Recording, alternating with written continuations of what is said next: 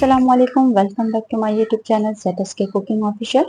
आज हम बनाने लगे हैं सरसों के साग से बनने वाले अचार की रेसिपी। इसके लिए हम लेंगे सरसों का साग बिल्कुल फ्रेश, और इस साग के पत्तियों को हमने रिमूव कर देना है। डंडी समेत हमने इस तरीके से इस पत्तों को हटाना है और इसके डंडल को हमने बिल्कुल नहीं गिराना। फिलहाल हम इसको कर देंगे साइड पर। और इस बात का ध्यान रखना है कि हमने बिल्कुल फ्रेश साग लेना है, और जो पत्ते हैं इसके गले हुए और सड़े हुए पत्ते बिल्कुल भी नहीं लेने, पीले पत्ते नहीं लेने। इसके डंडल को हमने कर दिया साइड पर, और आप देखिए बिल्कुल मैंने फ्रेश पत्ते लिए हैं। ये फ्रेश पत्ते हम रख देंगे फिलहाल साइड पे।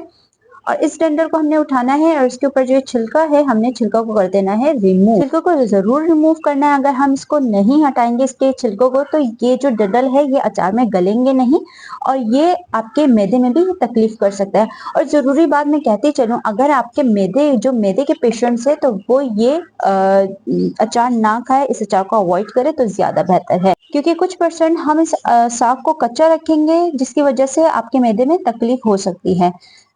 तो इसी तरीके से हम इस सारे साग को कर देंगे बिल्कुल साफ। पत्तों को डंडी समेत अलग करना है, और डंडल के छिलकों को रिमूव करके हमने हाथों की मदद से छोटे छोटे पीसेस कर देने हैं। अब हमने इन पत्तों को इकट्ठा करके 3 पीसेस में डिवाइड कर देना है, क्योंकि हम जब इस अचार को खाएंगे तो थोड़ा छोटा पीस होगा तो ज्यादा अच्छे से जो है चबाया जाएगा। तो हम क्या करेंगे, इसको डिवाइड कर देंगे 3 पीसेस में इस तरीके से। और फिर उसके बाद हम इसको धो लेंगे, अच्छे से वॉश करेंगे, पानी से निकालेंगे हम इसको। अब कढ़ाई में पानी लेना है। जब पानी में उबाल आने लगे तो उसमें हम शामिल करेंगे ये साग, कटा हुआ साग हम इसमें ऐड करेंगे। और अब हम इसे छोड़ देंगे 5 से 7 मिनट तक।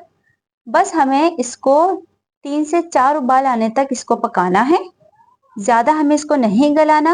3-4 उबाल आने के बाद अब हम इसको पानी से निकाल देंगे, और किसी भी कपड़े पे बिछाकर हमने पंखे के नीचे इसको 1 घंटे के लिए छोड़ देंगे, ताकि इसका सारा पानी अच्छे से ड्राई हो जाए। आपने ये धूप में नहीं सुखाना, वरना आपका ये साग ब्लैक हो जाएगा। साग अच्छे से ड्राई हो चुका है। अब इसमें हम डालेंगे नमक, 1 टीस्पून भर के। नमक आप हस्बे जरूरत यूज करें। 1 टीस्पून कुटा हुआ धनिया भर के।